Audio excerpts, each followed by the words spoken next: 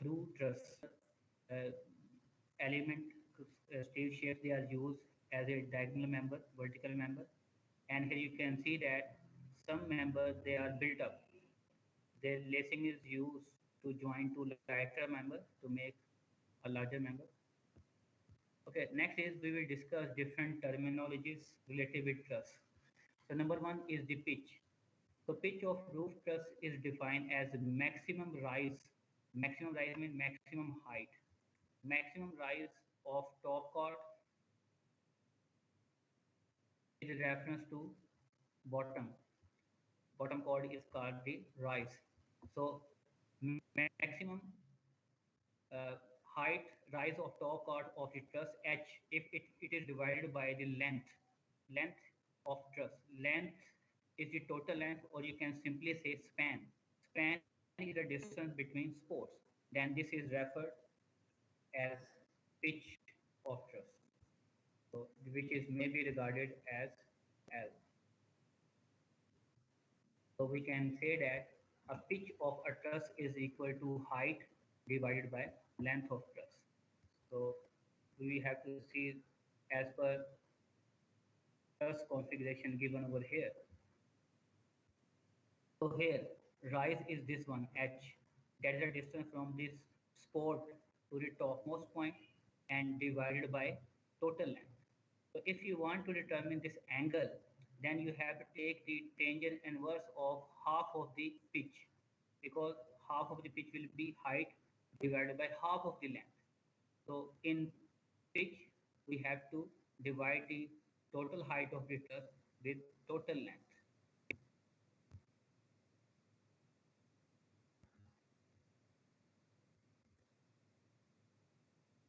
And then inclination of roof truss, the slope, tangent theta or angle of top chord of truss with reference to the horizontal is called as inclination. For an symmetrical truss, inclination may be completely independent of pitch of truss. For type 1, normally inclination should be less than 60 degree, but the most viable value or common value we use 20 to 30 degree. And for type 2, inclination is always less than 10 degree. So height or rise of the trusses, what are the different recommended values? We have to check here. The maximum height of truss H with reference to ends of bottom chord is called height or rise of truss. The highest point is called crown of truss. So type 1 truss height is recommended from L by 3 to L by 5.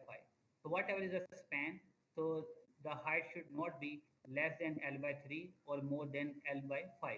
We can violate this condition, but for the economical design, these are some suitable ranges. With most suitable value as recommended by AISC is span by 4.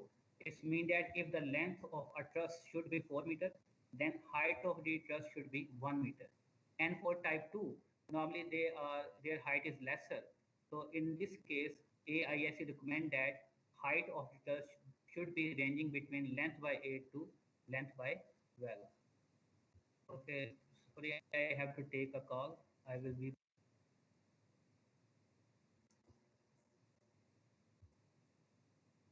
Okay, next is the panel length. So in case of roof truss, the distance between two consecutive, here it is very important to understand, two consecutive top chord joint, not bottom chord, is known as panel length. Panel length can be the projection or horizontal or actual incline length. But what we take, we mostly use as a projection of top chord, or it is a horizontal distance between two consecutive joints with reference to top chord. Okay, here I will explain. So actually, the most of the students, they confuse the panel length from here. For example,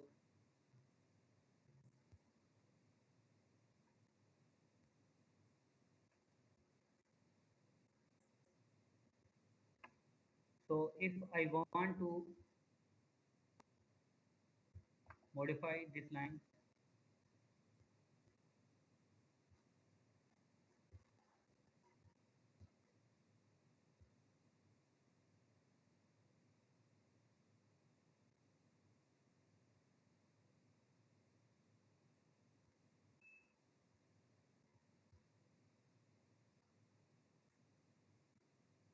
So the panel length will be this distance, this one.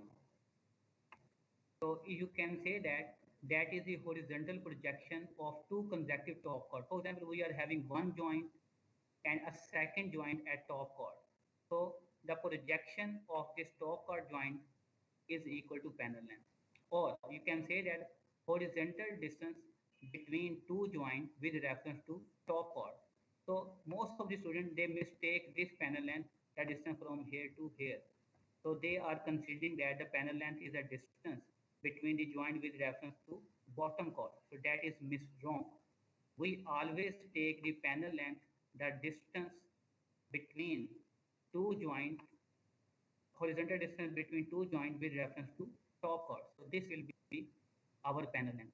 Why we are considering this as a panel length? Because our load is applied on top chord and load is applied in the gravity direction. So all load is acting at the joint at top chord. So that's why we need to consider the panel length with reference to top chord.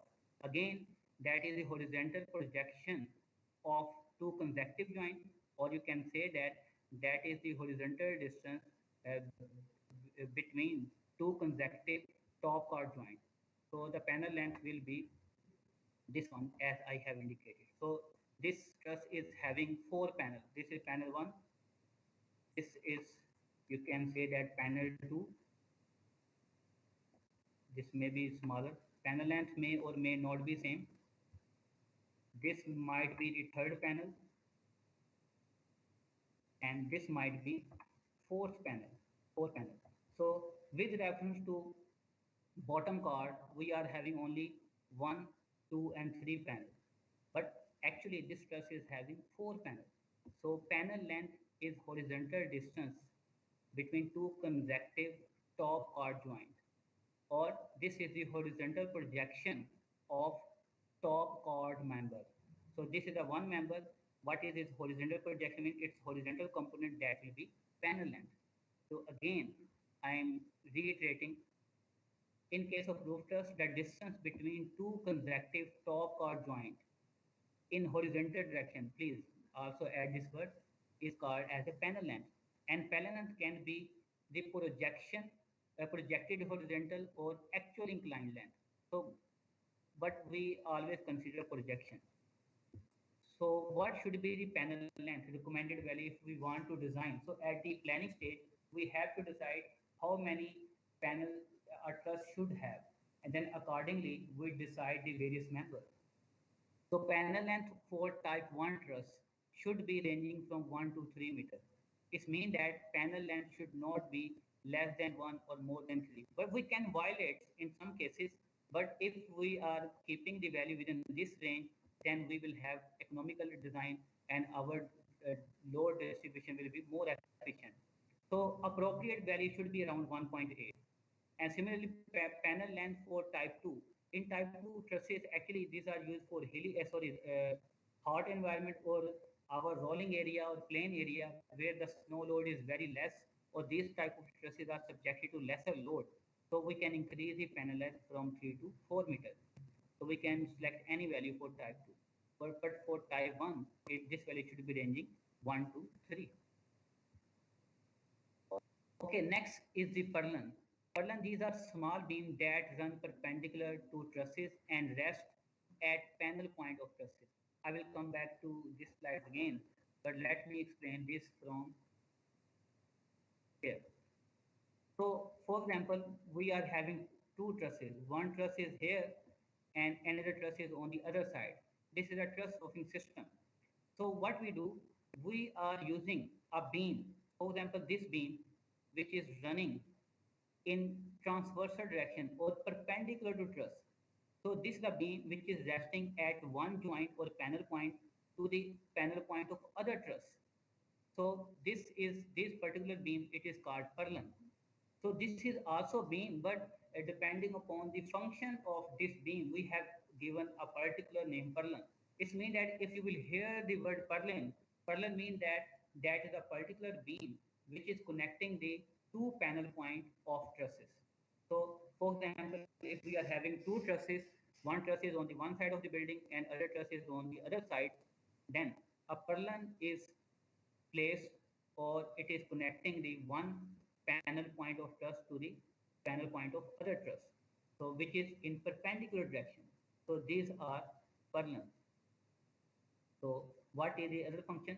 Because all load is acting or transferred on this purlin, on the roofing sheeting to purlin, then purlin they transfer the load to the joint.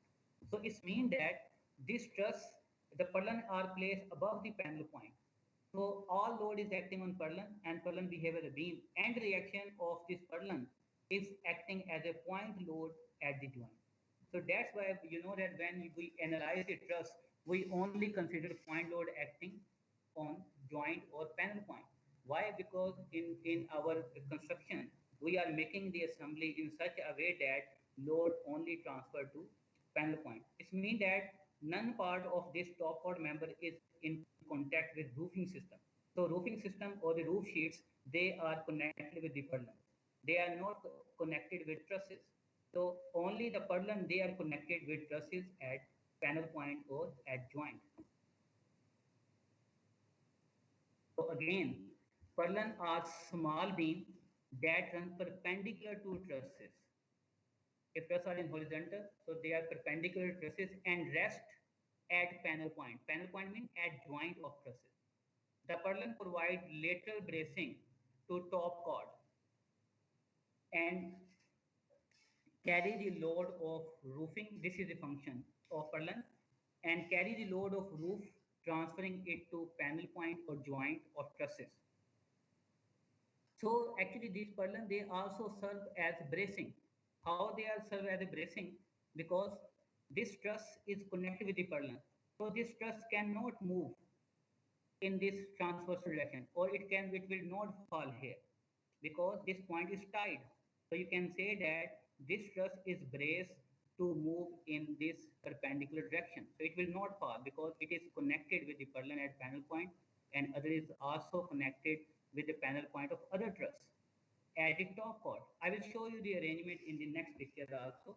So here in steel structure, for example, this is the top chord. So, and on the top chord, these are the channel section are used as a purlin, which are connected with the top chord with the help of this J bolt. And this line, you can say that these are roof sheeting. So roof sheets, these might be steel sheets, we will see in some more pictures. These roof sheets are connected with the purlin. So all load which is acting on this roof sheets is transferred to this purlin. And the purlin is transferring the load to the truss with the help of end reaction. So this is connected, purlin are connected with panel point by bolt, which are referred as J bolt.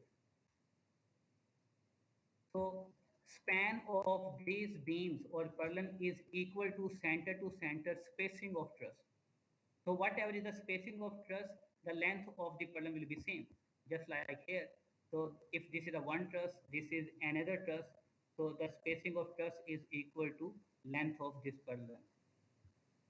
So usually the purlin are continuous over trusses, but are designed as a simply spotted for convenience of design and construction. So this point I will also explain during the design phase of purlin, but let me explain here. Okay, for a time being, you can consider that this is also a truss. We are having one, two, three, four, and five trusses. So you can say that these are also trusses. So only a single purlin is running over five trusses. It means that so this is the one continuous. So this panel point they will behave as a continuous chord. So continuous chord is usually considered as a partially fixed. You will use the structural analysis concept.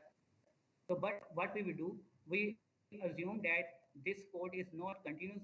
Purlin is placed as a simply supported beam between two trusses. So in design, we will assume that the both ends of purlins are simply supported, even though in some of the case they are continuous. So in continuous case, actually the end condition may be partially fixed. But for our design convenience, we will consider that purlin is simply supported between two trusses. Okay, here This might be some complicated geometry. Here you can see that this is our hall, big hall, and these are pillars. One, one, two, three, three on the other side. So this dash line, this one, and this one, these are representing trusses. So trusses are placed on this pillar, and this dash line, these are purlin actually, and these purlin are placed at from this joint to this joint. And similarly, this is a one purlin, and this purlin is placed on the top part of this joint to this joint. And all these vertical lines, for example, this line, they are representing the top part joint. So this is one purlin, two, three, four. So at this point, actually here, this is a top card. Here we use two purlin, just like here. We at the top card we are using two purlin. One purlin is on the one side and one purlin is on the other side. But at our other joint or other panel point at top chord we only use one purlin. So here this is the top view. So these lines, these are the trusses. One, two, three trusses are used, and the spacing of truss is this one from one pillar to the other pillar, and the same would be the length of purlin. So sometimes what we do, if the length of purlin is very large, so we also brace the purlin in the lateral direction. So these are small beams which are provided perpendicular to the purlin to brace our purlin. So these are called our sag rod. So sag rod are also used if the length of purlin is very large. So they are used to control lateral bending of purlin. So we will discuss the bracing system in our beam design topic. So spacing of trusses, these three trusses are used, and this is the length of truss. Okay, here I will explain. For example, if this is one truss and this is another truss, and this is only one purlin, so this purlin is also connected with a lateral beam, small beam. So this lateral beam is preventing the lateral movement of this purlin. So this beam, which is controlling the lateral buckling of this purlin, will be regarded as a sag rod. So sag rod is controlling, or it is further dividing our purlin into different segments. So it is controlling lateral movement of this purlin in this direction, in lateral direction. So here you can see that these are the sag rod here, this one. This sag rod is used, and it is connected from one purlin to other purlin, and it is controlling lateral movement or lateral bending of our purlin, so which is shown over here. So this is our purlin. So these are the joists. Okay, here you can see lot of dot or circle. This lot of dot or circle, they show the bolt, because roof sheets, they are connected on the top of purlin with the bolts. Let me check whether I have some picture. I believe that last time I had some picture, so it would be a good idea if I could show you the some picture of roofing truss system.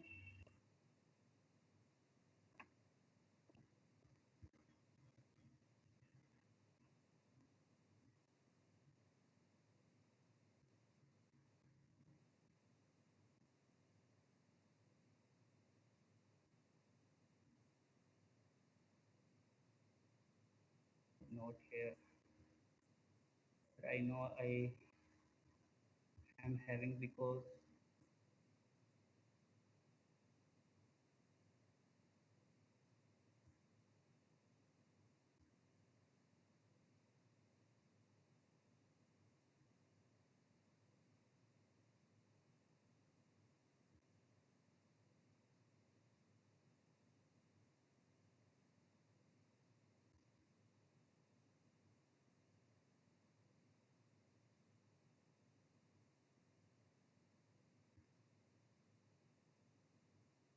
yes, I do have over here.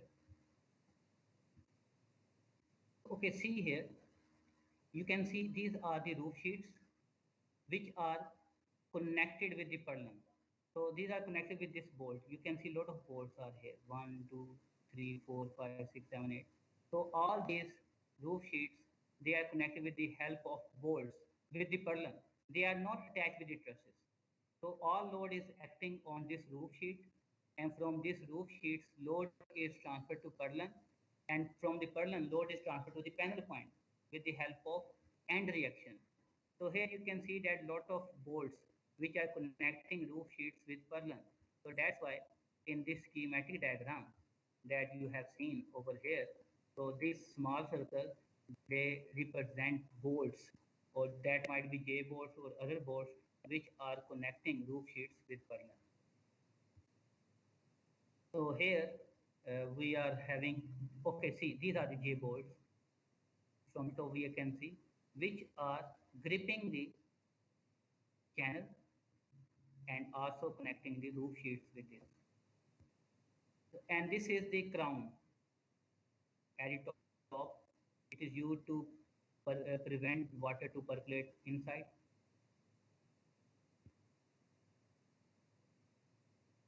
Okay, next is the cleat, clip or seating. These angles are previously bolted or riveted or welded on top cord above which the purlin may rest. Okay, here let me explain. So actually here we are using uh, this channel section you can see as a purlin. Sometimes we use angle section as a purlin.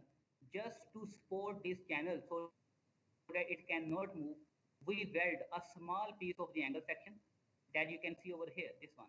So this is a small piece of angle section which is already bolted or welded with the top chord. So the length of this angle will be equal to the width of top chord. So it is already welded or bolted just to support the purlin, which is called cleat angle, seating angle, or chair. For example, here, this is the top chord of the member. I'm showing the cross section. The top chord member is a built-up section which is comprised of two angle sections. The other plate is inside. So this is a cleat angle. So cleat angle is provided. Here the length of the cleat angle is more. So it is supporting the purlin. So purlin is connected with the cleat angle so that its arrangement will not disturb during construction phase. So these angles are previously or bolted, riveted, or welded to top chord above which the purlin may rest while it is being fastened to the truss.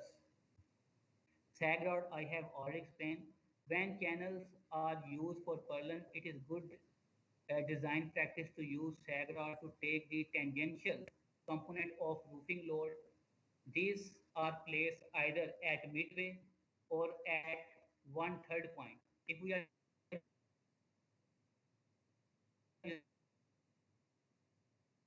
sag rod must be provided at each one third point, depending upon the weight of roof, the span of purlin, and the pitch of roof truss. So the maximum span of purlin should be 6 meters for lightweight roofing system, and for heavyweight it should be 4.5 meters. In that case, pitch should be less than 1 by 4. So we will discuss also this thing in detail when we will carry out the design of purlin. So roof covering or roof sheeting.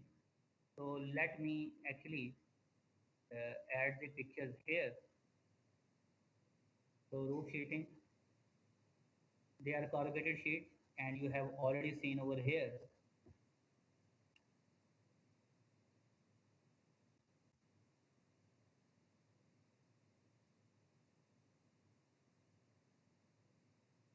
So actually or galvanized iron sheet you might have seen in parking shed, or this may be asbestos cement. You might have seen some asbestos cement or concrete sheets. We may have heavy roofing. For heavy roofing, above the roof sheets, we may provide clay or cement tile. Instead of steel roof sheeting, we provide clay or cement tile or gypsum tile.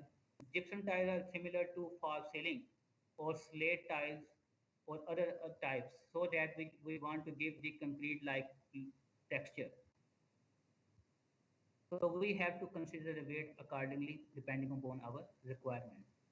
So J bolts are called hook bolt as These boards are made of alphabet J, and they are used to fix roof sheeting with purlin. So the roof sheets, they are connected with the purlin with the help of J bolt, because J one side is gripped with purlin, that's the bottom flange of the purlin, and top side is maybe connected or passing through our roof sheet, and then we connect on the top side by some washers and nuts.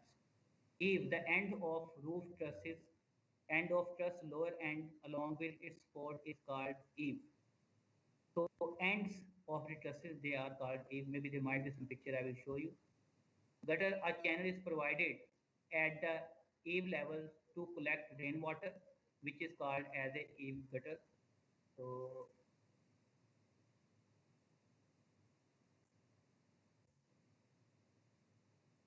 picture is not here, but in book you can see the picture.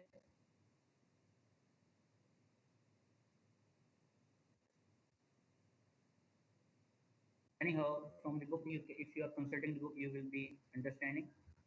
Rafter sometime beam in addition to purlin in a perpendicular direction are provided to support roof called rafter. Okay, let me explain. Sometime beam in addition purlin perpendicular direction are provided to support purlin. So here, in this case, you can see that these may be rafter. These are the additional beam which are supporting purlin. So you can say that purlin, sorry, these are the rafter. So actually, if sag rod, they are very heavy. So sag rod, they are also sometimes referred as rafter. Sag rod, normally they are thin, solid circular section. But if the span is very high, then we need to replace the sag rod with the beam, with the heavy section. So in that case, the sag rod will be referred as a rafter. Stud, a relatively short length column without the chance of buckling, is called stud. So if there is no any chance of buckling in any auxiliary loaded member, then this will be regarded as a stud. So spacing of roof trusses, these are some recommended values. So roof trusses span should be, if the span of the roof truss is 15 to 18 meter, 18, then spacing should be 3.5 to 6 meter. Span means length of the truss.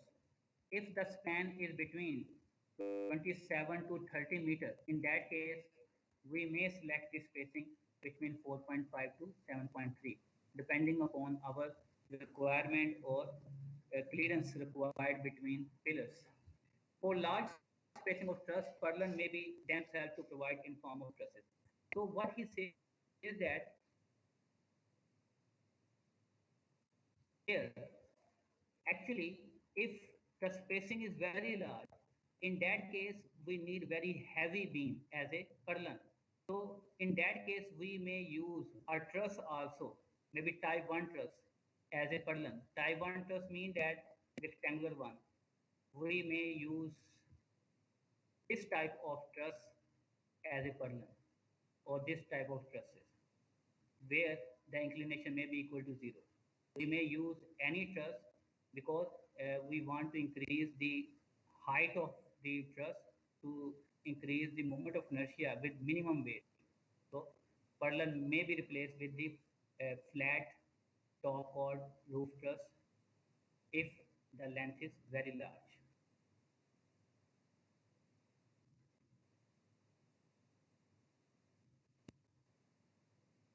So next is the loads. What are the different type of the loads that might act on our truss system? So actually, these loads are very important because whenever we are designing certain components, so we need to consider certain loads. So all gravity and vertical load acting on a building truss are first calculated in terms of load acting per unit area. So per unit area or per meter square area. We always compute the load like this way, and then units of the load might be Newton per meter square and kilonewton. But you might know that in your elementary structure analysis and structure analysis, you always analyze the truss for point load.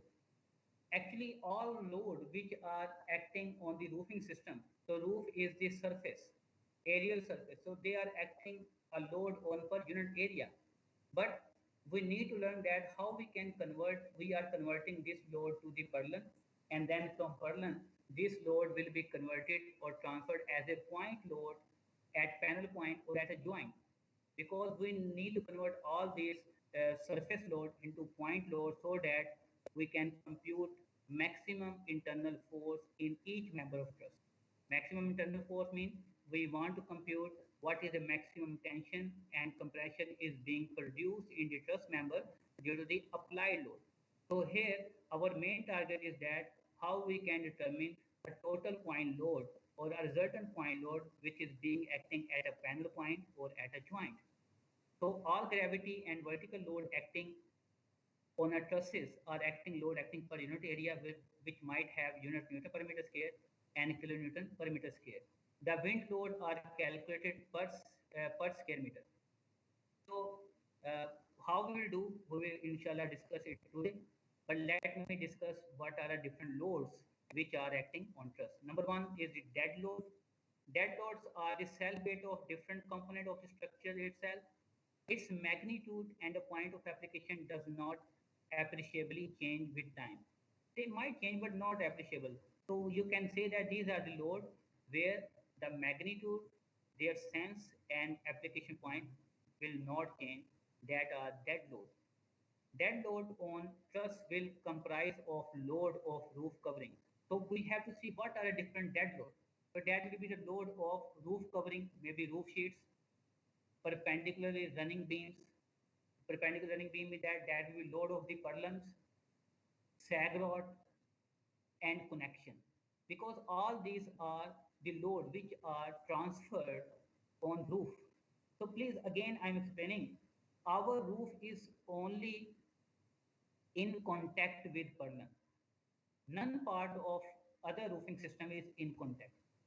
All roof sheeting, J boards, or other things, they are just connecting with purlin.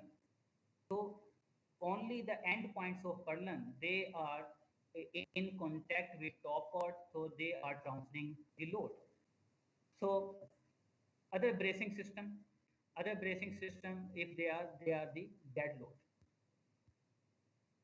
Then superimposed dead load, all load which are externally acting other than self weight, they are called superimposed. They might be dead load, they might be live load.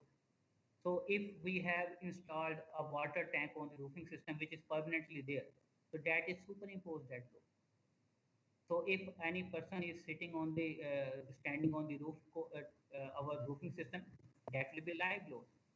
So all type of the load except self weight, they are referred as superimposed load. So dead load on roofing system, what are different dead load? Actually, there are some guidelines given by AISC. So these are just ranges or approximate dead load which might be acting on roofing system. So on your LRFD manual, if you are opening the page number 74, so on LRFD manual page number 74, so we are having loads on truss roofs. So you are having another table over there, dead load of roof truss component. So these are the range of the load which is given on page number 74. This means that for your examination and for your design part, you don't need to memorize this type of the load. You can consider the loads by consulting the page number 74 given on LRFD design aid. And this table has directly been taken from AISC steel construction manual. So there is the one difference. On page number 74, on LRFD manual, the loads are given in kilogram per meter square, but on this my slides, the load is given as Newton per meter square. So it means that if you are converting the load which is given on page number 74 in kilonewton per meter, multiplying with 9.81 and divided by 1000, so you can convert it into our kilonewton per meter square load. So these are just reference load. For example, uh, we for the roof sheeting, we will either use asbestos, corrugated, lightweight, RC sheet. So out of these three, we need to provide only one roof sheeting. It means that if I'm considering cement corrugated sheets, so I need to consider the load between 150 to 300. If I'm using the galvanized corrugated iron sheet, then weight is ranging from 60 to 300, depending upon the thickness of sheet. So if I want to use lightweight RC slab, then the thickness RC slab whose thickness is between 60 to 90 millimeter, uh, then I have to use the weight between 1200 to 2000 range. So similarly, if I want to add some additional tiles at the top roof, then I have to consider the additional weight. Glazing can be used. Glazing means that if we want to use some additional sheet woven glass at the top, then the weight is this one. Tar or gravel roofing system. So it means that we have to select the weight accordingly, uh, that whether what type of the roof sheeting we are using. For insulation board, actually sometimes we are adding thermo insulation board. Insulation board might be thermocol sheet or maybe other board uh, that are mostly used for residential buildings. Maybe they are used maybe under the roofing system or the carbureted sheet, which are preventing the heat to penetrate inside. So they are actually the insulator. But for our parking shed and the industrial building, the insulation boards, they are not used. So if the insulation boards are used, then we have to consider their weight. If they are not used, then we will not consider their weight. For the purlin, for slate roof, so a slate roof means that if we are using this slate tiles, then purlin weight will be in this range. If we are using glazed roofing system, for example, from here, then purlin weight will be this one. But if we are using just corrugated roof sheeting, then the purlin weight in advance, actually we haven't designed the purlin, but we will just add some estimated weight ranging from 60 to 90 Newton per meter. So actually, most of the time we are using the corrugated sheet, so we have to consider this weight, and we have to use the purlin weight ranging from 60 to 90. And bracing system also they will be used. What are the bracing system? So bracing system means let me show you the some picture. So in this truss, these are the bracing. Some additional member are used.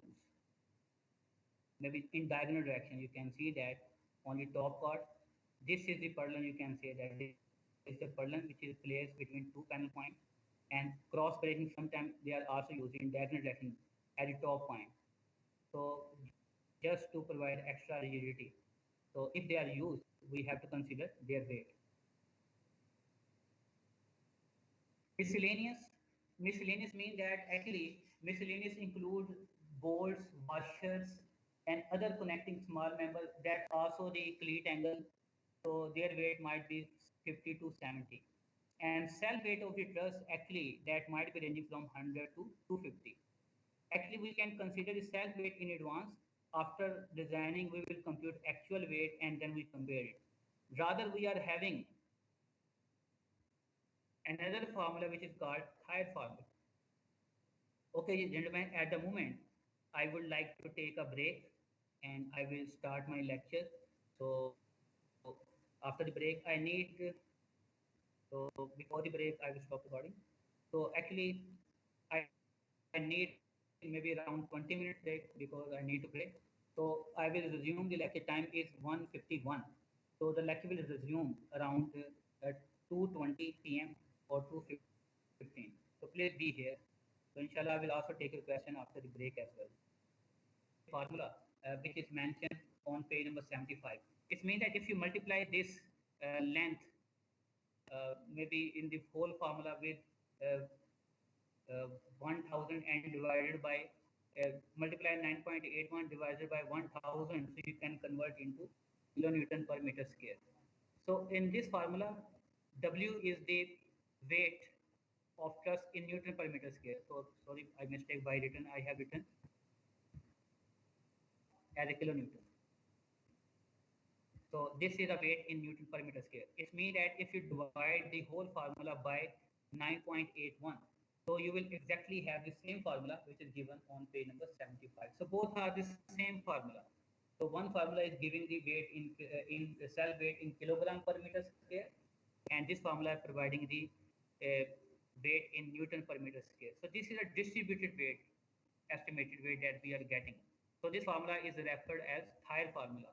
So in this formula, so weight, total weight of truss or estimated cell weight will be Newton per meter square, and W is total load per horizontal plane acting on roof truss. So total load per horizontal plane. Horizontal plane, we will see that what is horizontal plane mean that the plane area, if we are watching from the top, and that I will explain in the panel load computation. S is spacing of truss in meter, and L is length of truss in meter. The formula which is given on page number 75, LRFD design 8. So in that formula, so this W is kilogram per meter square, and spacing and length they are in meter. So the both formula are applicable. So snow load, this load we may only consider for, I guess, type 1 truss, which are using in our hilly areas. So density of the snow load is calculated according to maximum expected depth of the snow in particular locality and density of snow. Density of snow means that density of snow is fixed, which is 7,860. So the density of water is 1000 Newton per meter cube, but the density of or 9810 Newton per meter cube. So density of snow is less than water. So the density is here. The density of snow significantly varies with amount of compactness. Compactness means that how the snow is compacted and what is the total depth of snowfall in any particular area. But we are computing the weight of snowfall by the density concept of snowfall. So AISC, he has given some certain empirical relationship or certain guidelines regarding estimation of maximum snow load. So for if the inclination of two rooftop is less than 10 degree, it means that that will be type 2 truss. For no access to roof. No access to roof mean that we do not want to have the access on roofing system. In that case, we have to assume snow load as 1000 Newton per meter square. So you don't need to memorize this load because these loads are also mentioned on the page number 75. So depending upon our problem, we can consult the page number 75 uh, for the solution of our problem, and page number 75 in LRFD design aid. So if we want to have roof access also, sometimes we want to go for the roof, so extra load might be acting. In that case, snow load may be assumed as 2000 Newton per meter square. Actually, on LRFD manual, this load is given as 100 kilogram per meter square, and this load is given 200 kilogram per meter square. So if you are assuming G value as a 10, then 100 kilogram per meter square will be 1000 Newton per meter square, and 200 multiplied by 10 will be 2000 Newton per meter square. So you can use any formula accordingly. So for type 2 truss, if inclination of roofing system is from 10 to 20 degree, then we have to use this formula. And in this formula, this is theta, just for your understanding.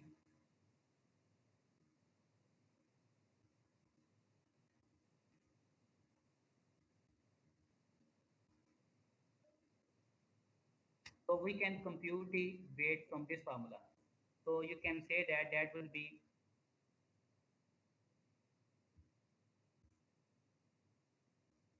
yes, 1130 minus 13 multiplied by inclination of roofing truss. Okay, if this theta is equal to 10 degree, it means that this answer will be 130. If you are subtracting 130 from 1130, the answer will be same, 1000, which is the minimum load if the inclination is less than 10 degree. And similarly, if inclination of roofing system is more than 20 to more than 20 but less than 30 degree, in that case the snow load can be computed as 1430 minus 28 time of inclination. So this will be the load. And if the inclination is more than 30, then snow load will be lesser value. Why the snow load will be lesser? Because if the inclination will be more, then a snow load will have two components. One component, because inclination is, the load is inclined, one component will be in the gravity direction and one component will be along the top part of the member. So it means that snow tend to slide. So more will be the inclination of the roofing system, less will be the snow load effect. So again, you can consult page number 75 and the loads are given in kilogram. So if you know the load in kilogram, you can easily convert into Newton and meter square. Then wind load might acting. Actually, wind load is very critical for the truss roofing system because on our truss roofing system, we are using steel sheets. So, and the weight of the steel structure is less than concrete structure. This means that if a very heavy wind is blowing, so a wind load might be acting on truss roofing system or the truss sheeting, and then this heavy snow load, wind load, it can induce some extra stresses in trusses. And how we are computing this? Like this way. Okay, here, for example, this is the wind load. You can see a wind is blowing like this way. So what will happen? Due to the wind load, this is a straight member. So you can say that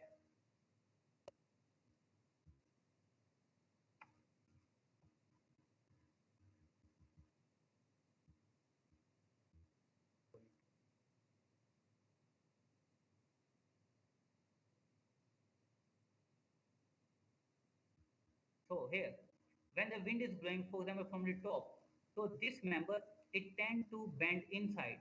For example, it will bend like this way. So, and further, when the wind is blowing from the inside, so this wind go enter into this building, and then it tend to apply the pressure from the bottom.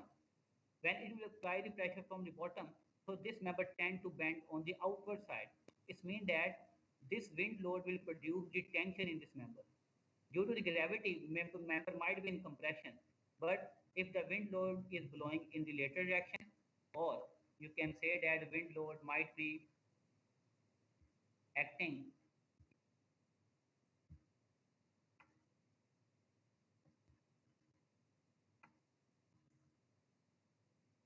or it might be acting perpendicular to this roofing system. So if it is acting perpendicular to this roofing system, so actually what it tends to do, it tends to bend this member. So this member will may undergo intention, and all the wind which might go inside the building, and due to the wind effect, wind will have the outward effect. Outward effect means that the uplift will be there on the other side. It means that if the wind is blowing from this side, so which represents the wind, the building portion which is toward the wind side is referred as a windward. And opposite part of the wind load is called leeward side.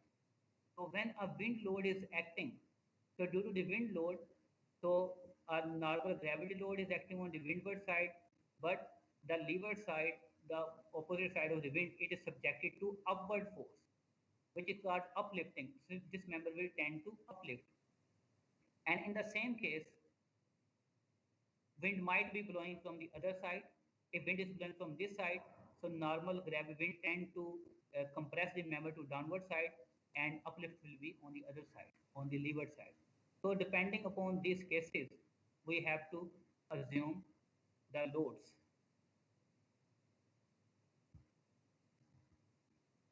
So load can be computed by this formula.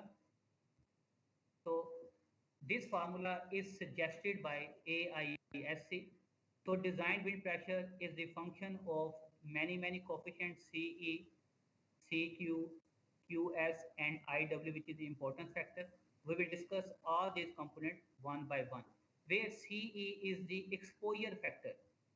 Exposure factor means that what is the exposure of the building. So this factor is the function of height of building.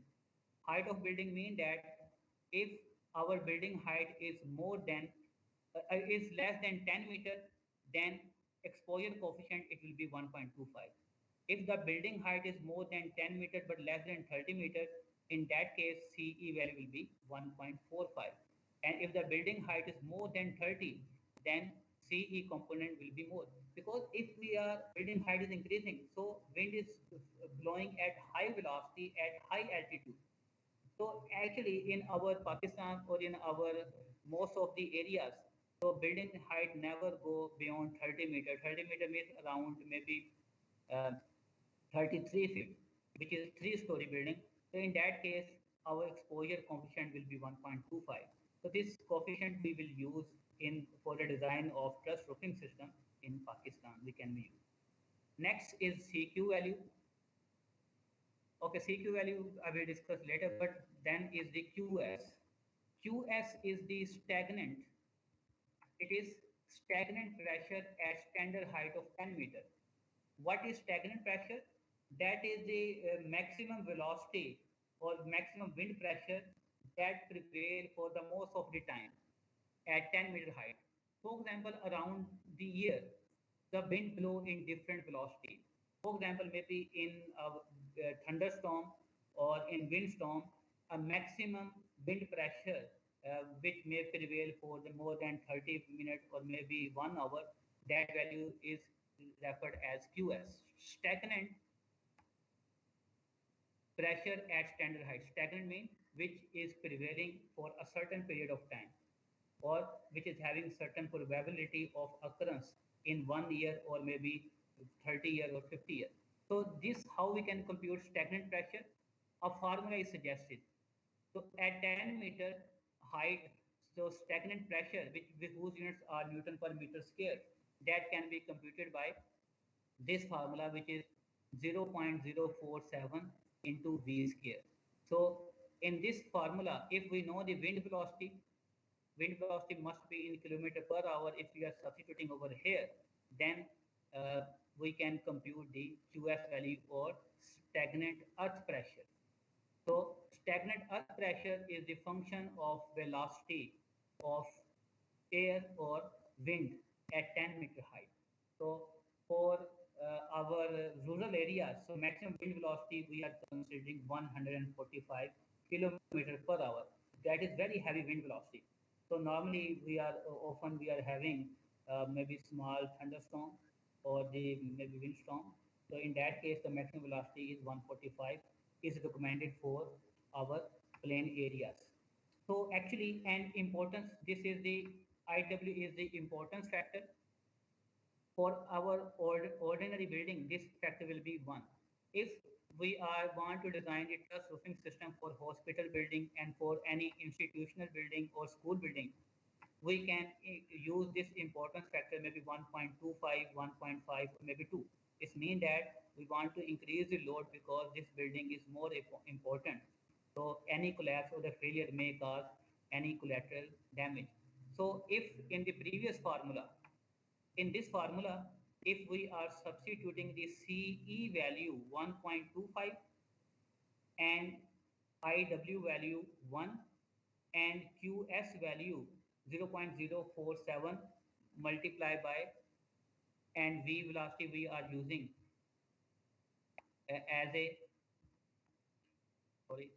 So if we are using the velocity as 145, so this formula will be summarized as this formula, which is P is equal to 1250. So we are just converted this previous formula only in term of CQ value.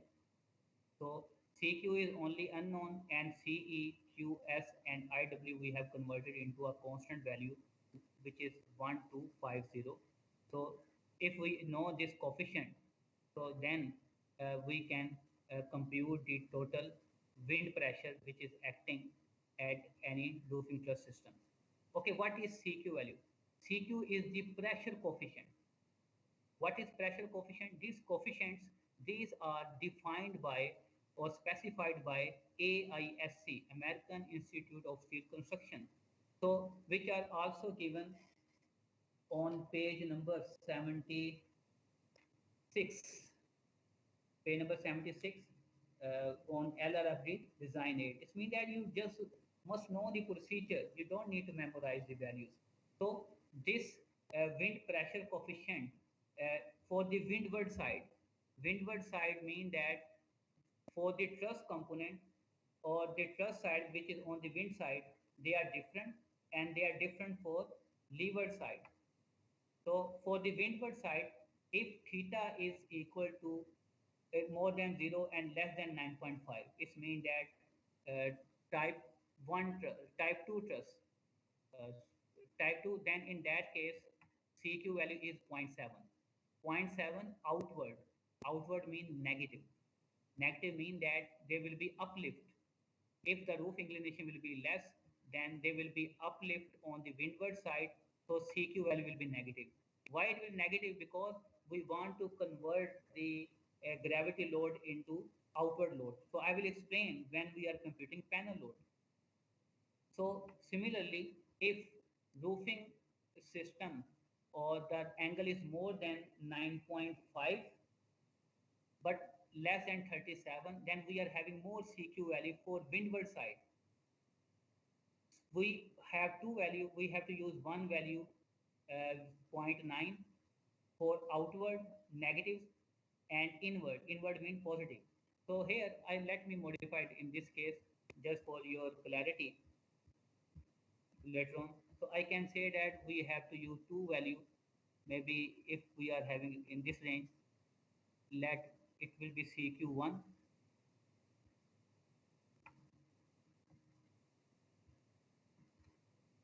and we are having value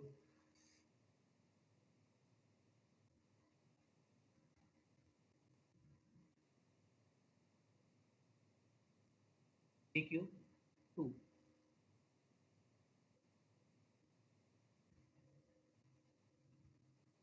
Okay, let me, gentlemen, take the call.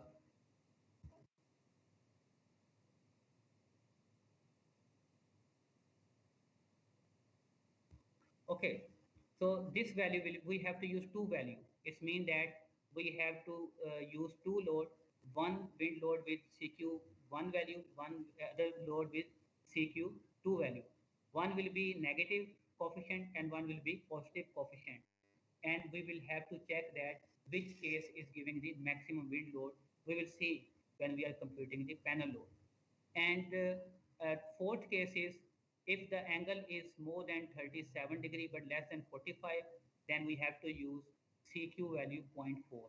Inward means positive. And then if the angle is more than 45, then we have to use CQ value 0.7 inward. So for the leeward side means opposite to the wind side, we have to use this factor as a 0.7 negative. That will be remain constant. So according to inclination of the roof, so value might be different for what I must say for windward side, but for the leeward side or flat roofing system, if we are having flat roof, if inclination is equal to 0, then CQ value for the windward side and leeward side will be same 0.7. And next is for the wall. So actually we are only designing the truss roofing system. We are not designing the walls, so we don't need to consider this. So these are for the wall. If we want to design the columns or steel column or steel wall, then we have to consider this law. So only this slide is related with our design. So next is selection of truss member. I will discuss this point when we will discuss the compute the calculation of panel load. Okay, next is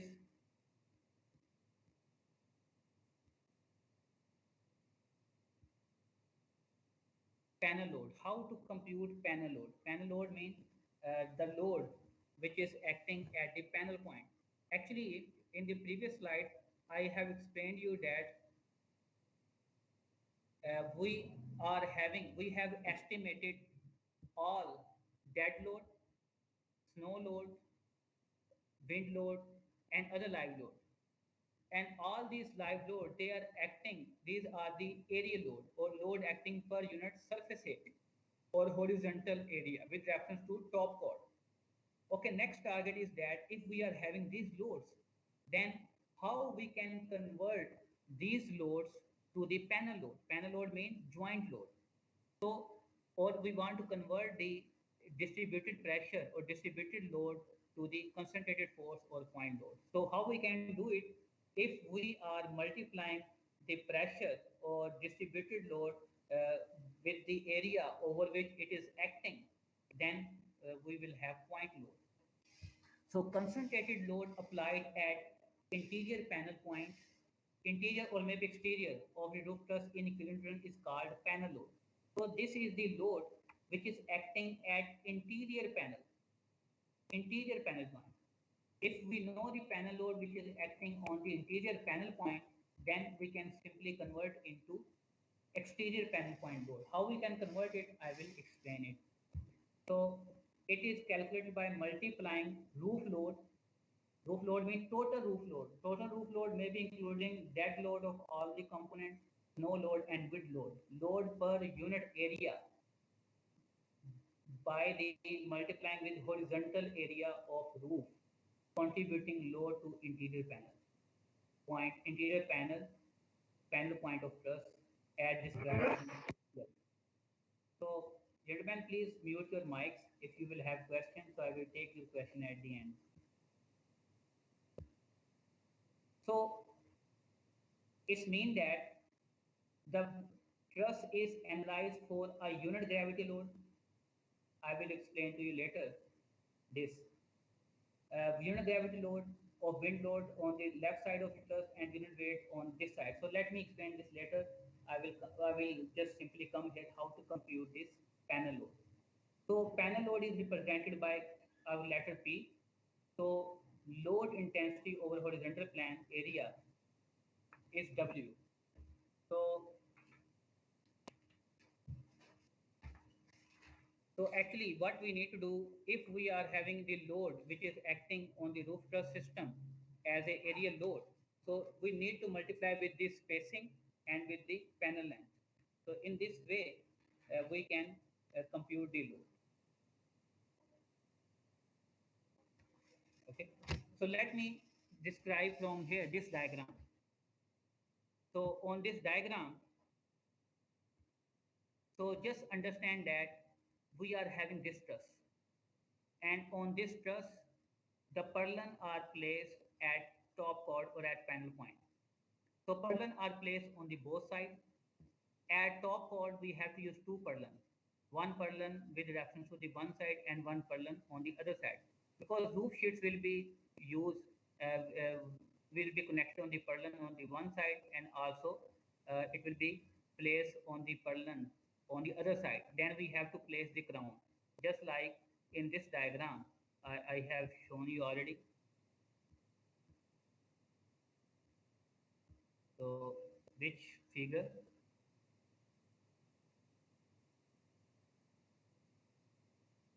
That's this figure. One purlin placed on the one side, another plane, the purlin is placed on the other side of the truss. And these are the roof sheets which are shown by the uniformly thick line. So one sheet is over here and one roof sheet is on the other side. And then we are providing one crown on the top on the both sides so that water may not percolate. Maybe I guess here I have shown you. So this is a crown. So we are providing at the top to bridge the gap.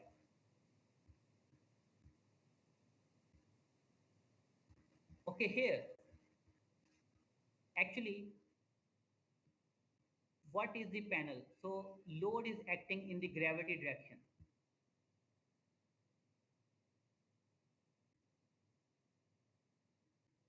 load is acting in gravity direction, even though the wind load is acting perpendicular to this, but we need to convert it into gravity. I will explain how we can convert it. Uh, Let me check other side. Okay, you will be able to understand.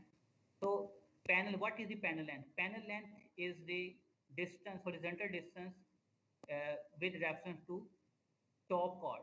So panel length will be from this point to this point will be panel one length. And distance from this point to this furlong placing this will be panel. So this means that this truss is having four panels. One this panel, other panel will be this, second panel will be here. So second panel is from this joint to this joint, horizontal distance. So this truss is having four panels. So okay, in this four panel, so this is top view. This top view is same as of the top view I have shown you here. Here you will understand. So this is truss 1, this is truss 2, and this is purlin 1, purlin 2. So panel length, there are how many panel? 1, 2, 3, 4, 5, 6, 7, 8. So this is having 8 panels. So in this 8 panel, so this is an other truss. So how we can compute the panel load? Just like here, I will explain.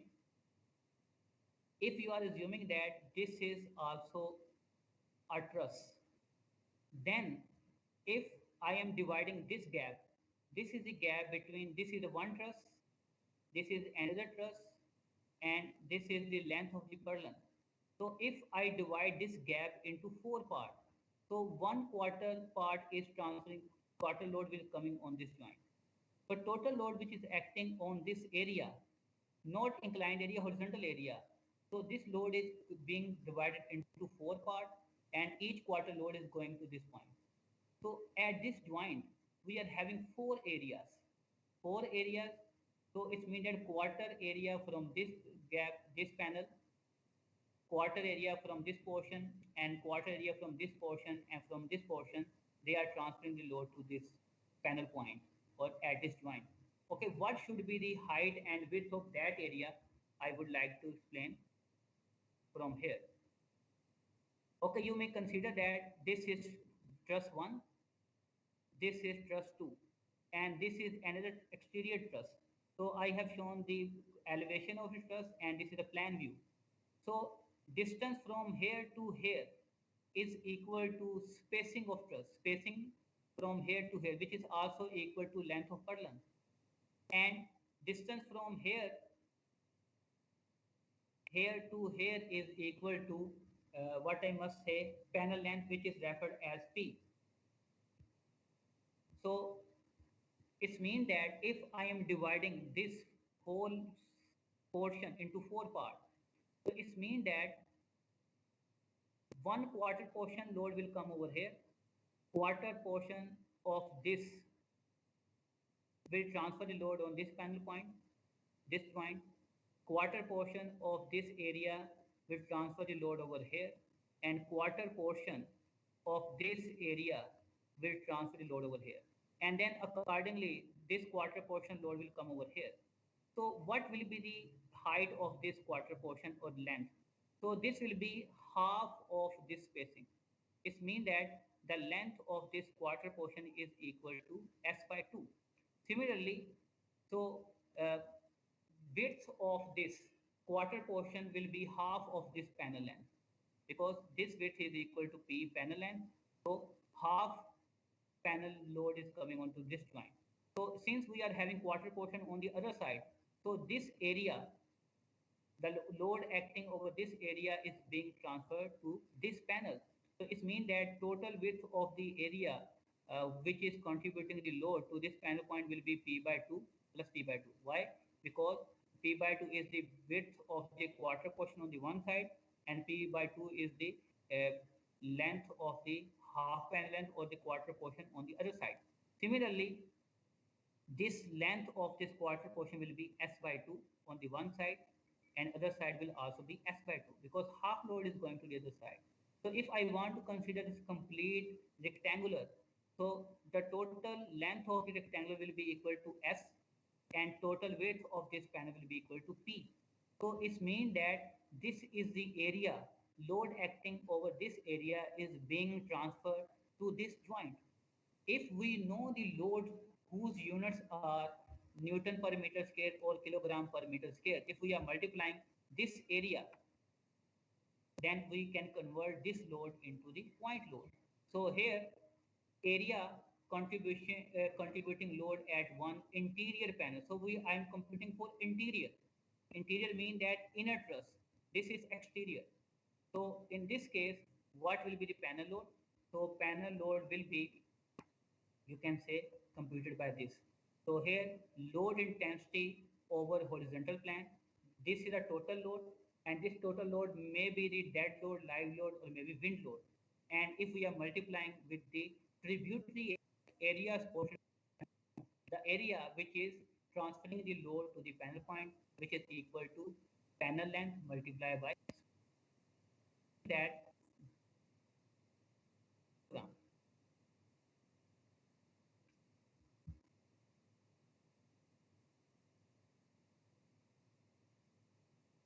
Okay, what will be the panel load for?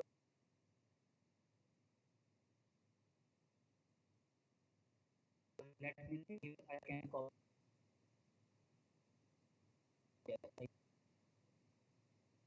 Exterior truss.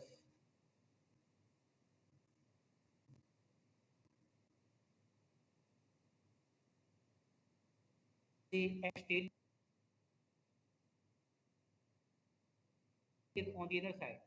Then in that case, this dimension will be equal to P, and this dimension will be equal to half. So area of this rectangle will be half of this angle. Or you can say that interior panel of exterior truss will have half of the panel load. The load at exterior panel point will be P by 2.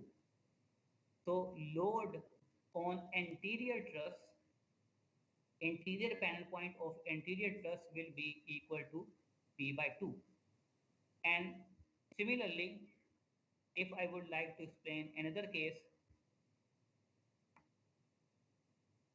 if I am having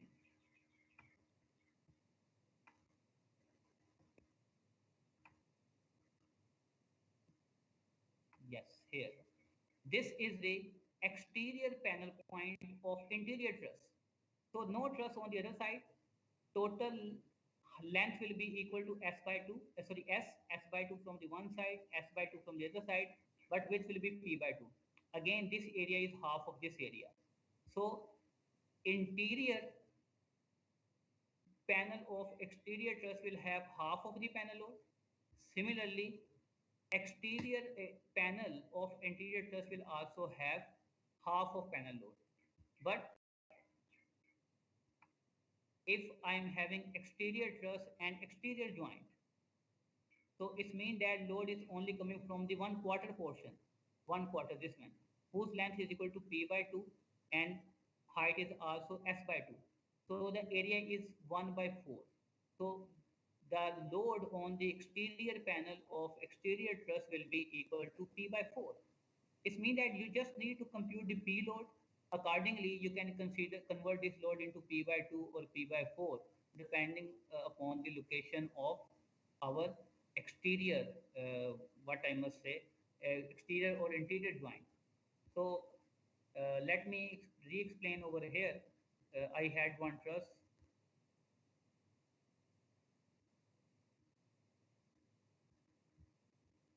For example, we are having this truss, and just for your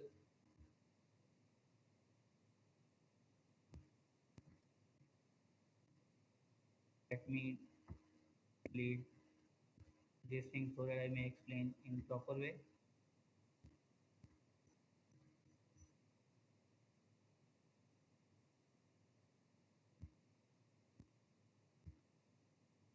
So if I want to consider the load,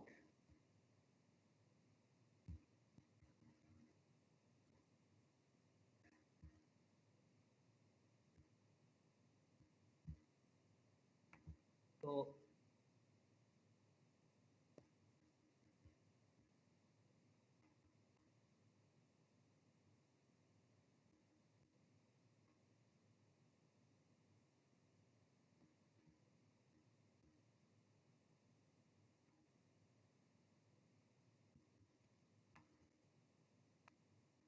This is the gravity load, wind load.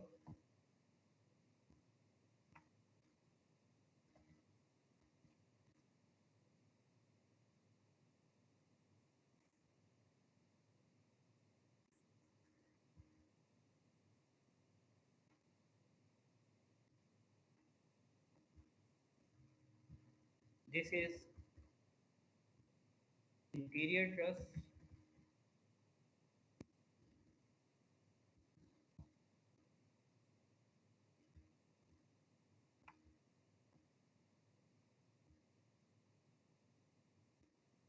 So for the interior truss, panel load will be half on the exterior joint, but a full panel load is acting on interior joint. We just need to compute the panel load. If we know the panel load, we can make it half and to apply the load on the exterior joint. It will be like this. So this is the gravity load, total dead or live, which is acting on the interior truss. Why half? Because only half panel is load is coming from one side. No load is coming on the other side. So we just compute the panel load for the interior panel point of interior truss. And if we know the panel load of interior joint, then we know that on the exterior joint, the load will be half. And similarly, if I am having exterior truss, exterior means truss at the edges, then interior panel, they will be subjected to load P by 2.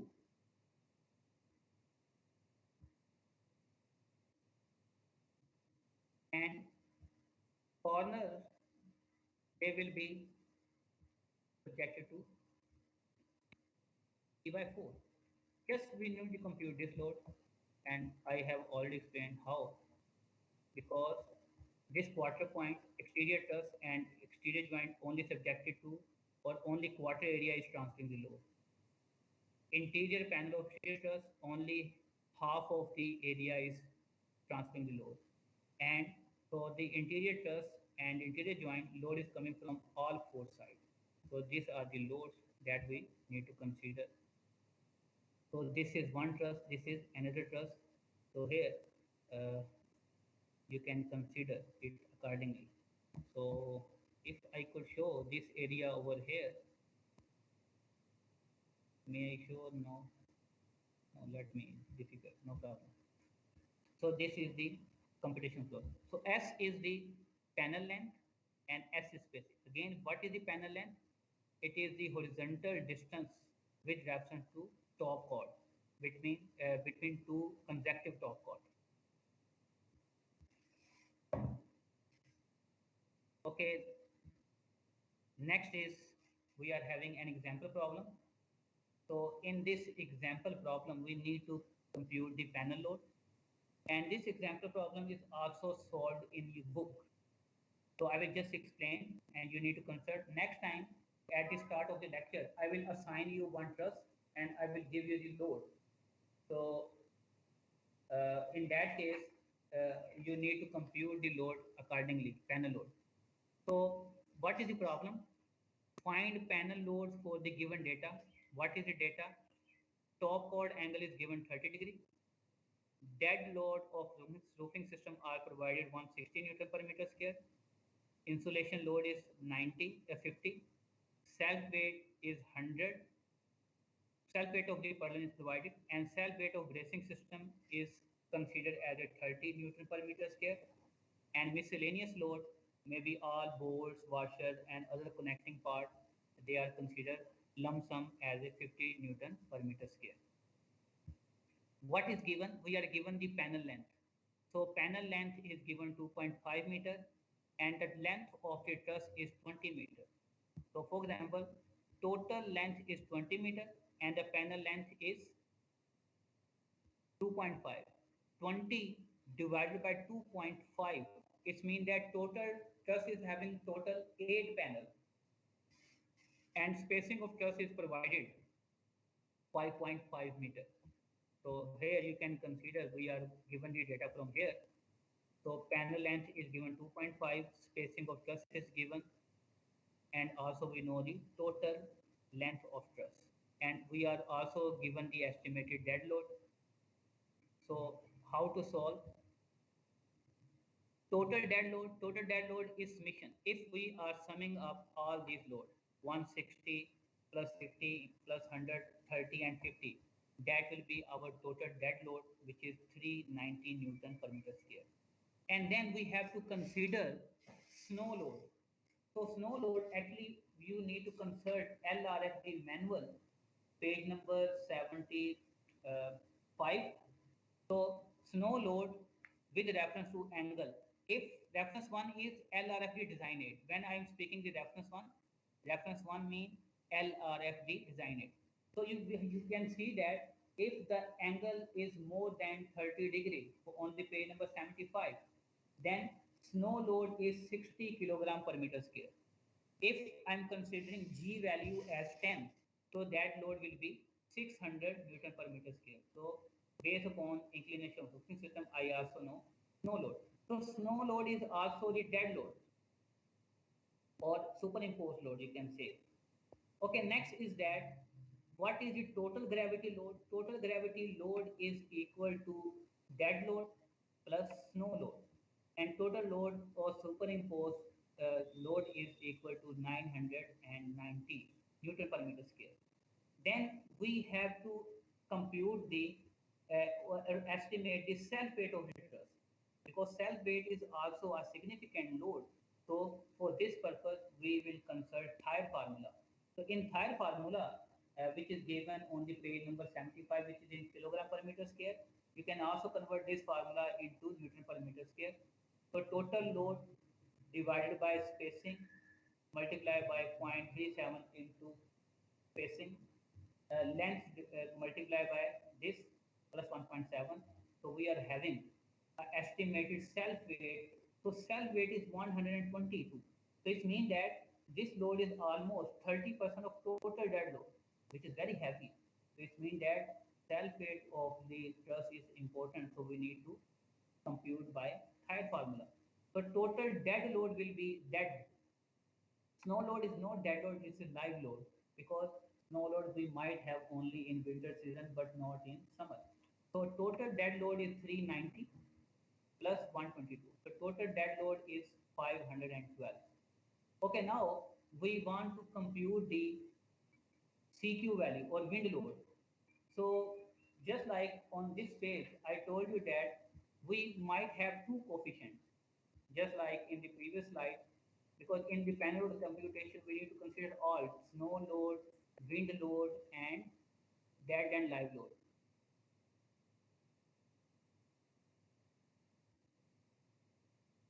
Not here.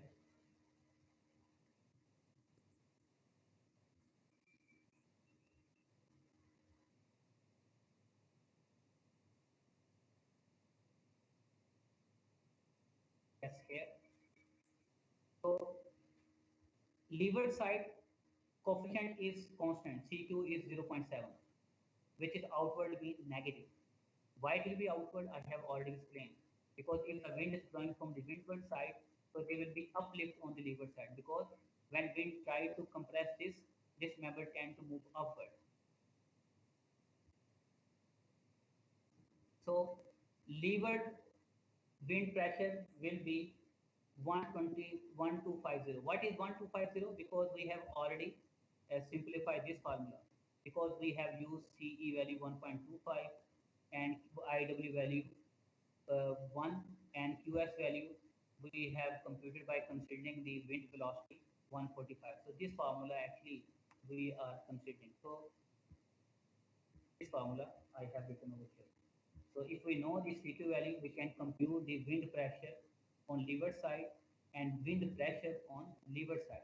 So wind pressure on leeward side will be minus 0.875. Why this 0.7? Because outward. If you don't want to get confused, I need to write outward. Outward means negative and inward means positive. And similarly, The wind load is acting perpendicular to the inclined roofing surface, hence actual inclined roofing plane area to be used to calculate the panel load. Okay, yes. Uh,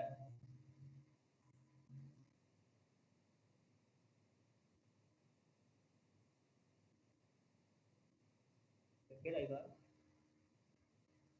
Okay, I was on this slide and here. So windward pressure will be 1250.9. Why again this is zero point 0.9? Let me see the slides.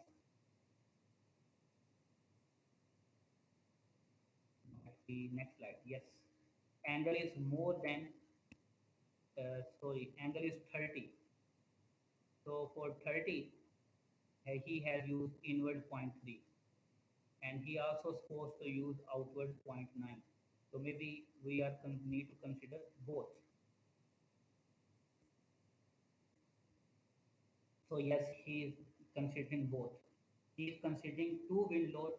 One is PW1 and other is PW2. So you can write it as PW1 is by considering outward CQ value 0.9 and Y1 considering inward 0.3. So we have to use whichever is critical. So I will explain when we are computing for our cases. So panel dead load. Panel dead load, we are having total gravity load. Total gravity load we have computed 512. How we have computed?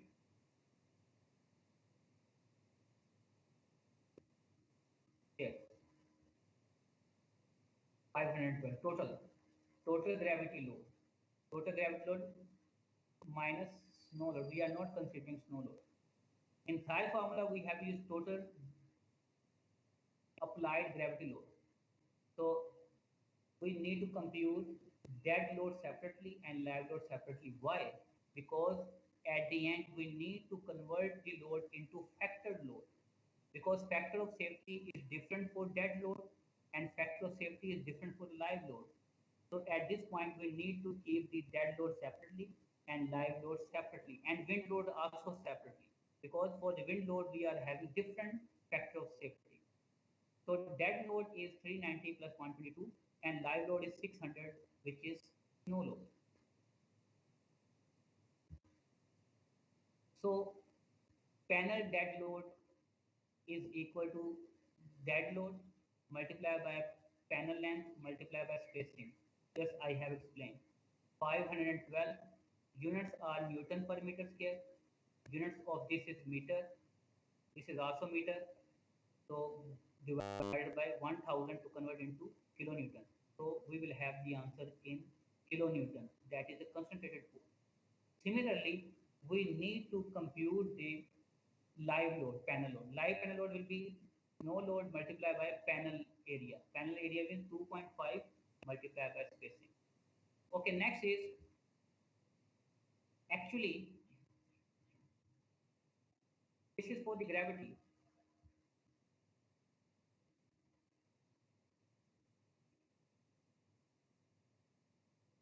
Interior truss for wind load. Actually, for the wind load, what is happening? So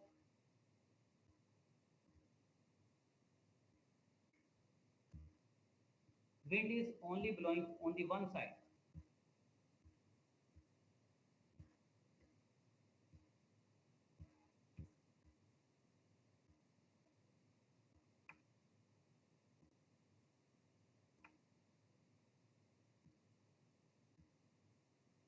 So wind load is always acting perpendicular to this top surface because this is not gravity load. So wind load is acting over here. So actually, in that case,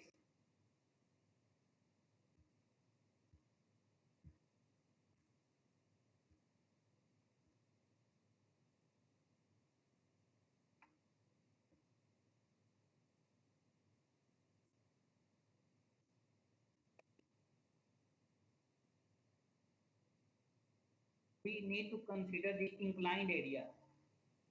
We don't need to consider the horizontal area or plane area. So it means that in that case, how I will show? where is the truss? Yes, here. So we need to consider this inclined area.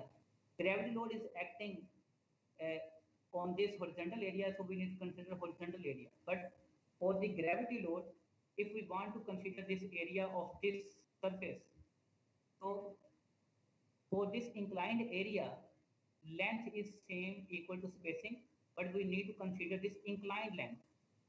Inclined length mean that in that case, we need to convert this panel length into this inclined length.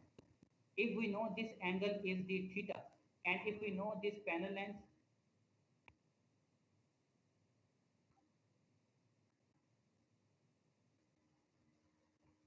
because we are given this panel length, this one from here to here. So if we know this angle that we know, so we can determine this inclined portion.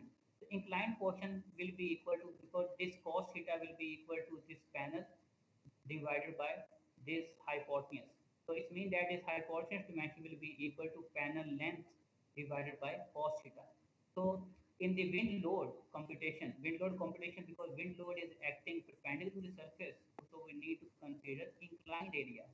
So in that case, in the panel load computation, just we need to divide the panel length by cos theta. S will be remain same, and this will be pointed somewhere. So we need to divide panel length by cos theta because we need to consider the inclined length. You got it? So we will have two wind load. One levered wind load. Levered wind load will be 0.875. 875 we have already computed here. Levered wind pressure. Levered wind pressure multiplied by panel length multiplied by spacing of trusses divided by cos theta. So we will have upward wind pressure. And similarly, we will have two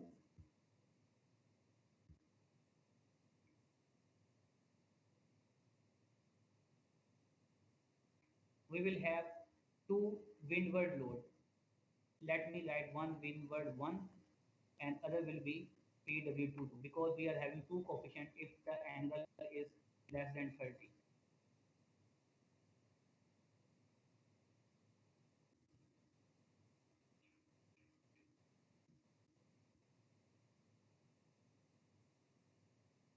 So this is, so PW11 and PW22. PW11 is computed when we use CQ value zero point 0.9 upward, and this value when we use CQ value zero point 0.3 downward. So here in this way we are having the windward panel load, we are having live panel load, and we are having dead panel load. So I will stop here because next I need, I think, more explanation in the next time. So in the next time, what I will do before the lecture, I will assign you trust and I will explain you this table of the forces and how we will carry out the analysis. So when I will assign you the trust and the load and calculations, all the dead load and all the truss, what is the spacing of the truss and what would be the panel length, then you will be able to compute panel load for your own truss. So at this time, if you are having any question, so you may ask. Sorry, I did not record this lecture.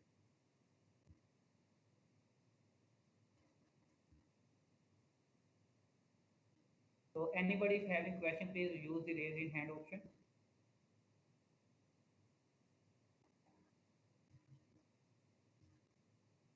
So attendance was 33 at the start of lecture. Now it has become 43. Yes, Farhan, please ask the question. Farhan.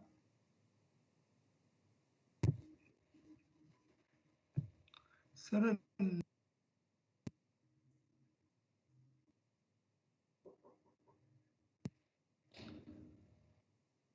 Sir load transfer जो mechanism है वो एक दफ़ा दोबारा बता दें. What is you, Smita, you want me to repeat the entire lecture? Okay, no problem. I will try to explain. simply. Okay, here, this is an interior truss. This is another truss. And this is another truss 1, truss 2, and truss 3. This is exterior truss and this is anterior. So it means that I would like to explain. This is anterior truss that I am talking about. So between this panel point and this furlong, we are having some portion. This is one portion, this is another portion, one portion here, and this is fourth portion that I'm explaining if I'm watching from the top. So it's mean that if any load is acting on this portion, this entire portion means that I can copy and explain. So load is acting in this portion. Okay, this is the portion which is surrounded by a complete panel length and complete spacing. So whatever the load is acting, because this portion is supported by 4 panel points, it means that load on this area will equally be distributed on each panel point. If I divide this portion into 4 parts, so it means that on each panel point, quarter portion is load coming here. Similarly, this portion, from this portion, quarter area is transferring the load here. From this portion, quarter area is transferring load here. Other quarter is load going to the other side. It means that if I am bringing this area over here at the center of panel point, just like you have seen over here, it means that this panel point is getting the area load from quarter portion around him. So I know the length of this quarter portion and width of that quarter portion. So it means that the length of each quarter portion is equal to spacing by 2 and panel by 2. So if I am combining all the quarter portion, then the total length of the area which is transferring the load on panel point is equal to P and the length is equal to S. So if I know the load which is acting on this area, which is the load acting per unit area, kilogram per meter square or Newton per meter square. So if you are multiplying that load with the area, so that will be the point load. So based upon that, I told you that on the interior panel, full load is acting on what I explained that if I am making it half, then interior panel,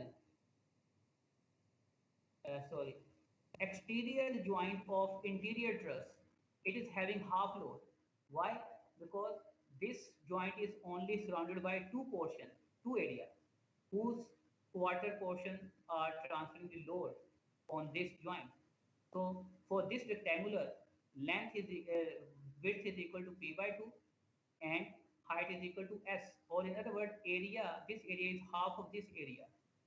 So load on exterior joint or exterior panel of interior truss will be half. Similarly, if I am having exterior truss and interior joint, load will be again half. And if I am having exterior truss and exterior joint, it means that this is not surrounded by 3 portion, only 1 portion. So only load from the quarter area is coming. So the panel load will be P by 4.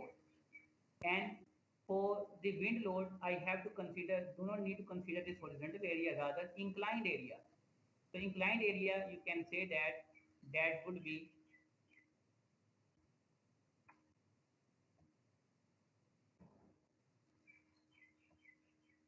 this portion which is on the other side.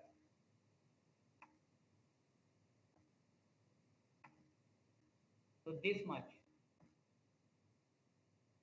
Or you can say this height is the later dimension. So this was the load. So when you are solving the problem, when you will think more, I believe that you will be able to understand. So anybody else is having questions? Anybody else?